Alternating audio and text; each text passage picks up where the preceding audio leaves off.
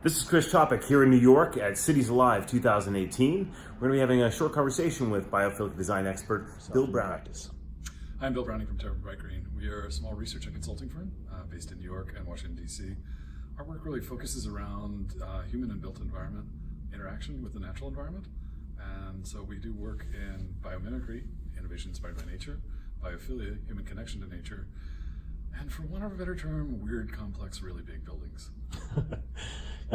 We're here at the Cities Alive conference, and we were talking a lot about biophilic design and integrating green spaces and the connection for people to green in the built environment. Can you tell me what you think the legacy of the last 20 years of this space has been? Where have we come from and what's happened there? Our introduction to biophilia was in the mid-1990s. We were doing case studies on worker productivity gains in early green buildings. And we saw really huge numbers with these. Drops in absenteeism, increased sales rates, defect rates change, all sorts of important financial numbers. And what we really came to realize was these were maybe just a placeholder for something more important, which was getting at people's well-being in the built environment. And through some joint research, we got to know Judy Earwagen, the University of Washington and the General Services Administration. So one of the original researchers to really dive into this impact of connection to nature in the built environment and how that impacts people. And so we just started collecting every paper we could find and started building a database and started categorizing those. Move forward more than 10 years, 12 years later, that really evolved into a pattern language of experiences we call the 14 Patterns of Biophilic Design. So 14 Patterns of Biophilic Design, is that the legacy that we're at today, and where does that take us into the future? What does that framework set us up to succeed at next? So using 14 Patterns of Biophilic Design is a little different than old pattern languages, which were objects or specific components.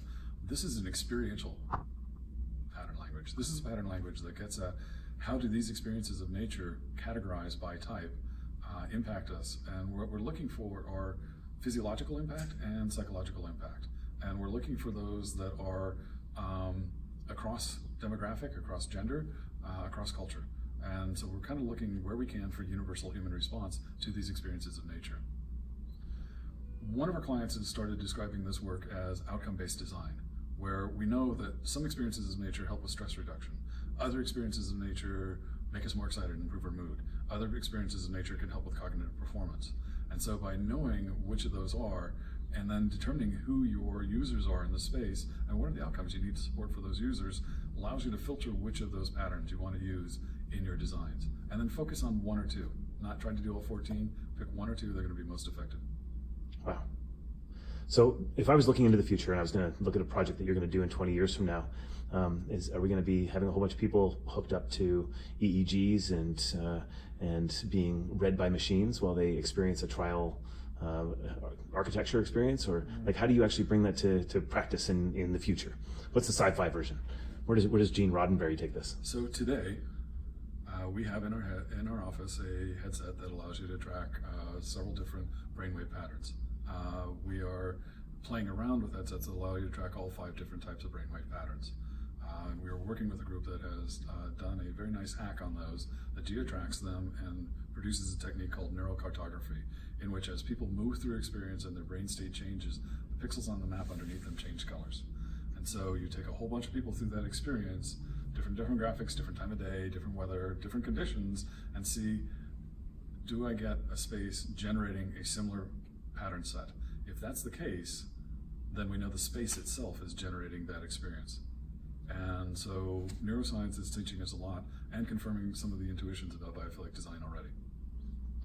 Bill, can you tell me a little bit about how Green Roofs for Healthy Cities is and will impact a growing market interest in this space? So Green Roofs for Healthy Cities has not only looked at sort of the environmental and ecological impacts of green roofs and green walls and such, but also the human impact as well, both health impacts and psychological impacts, and has been pretty good about conveying that to a broader audience and getting it out in discussions about policy, which is really, really important.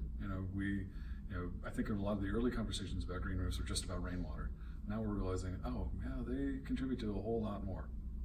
Amazing. Thanks very much for your time, Bill. Sure.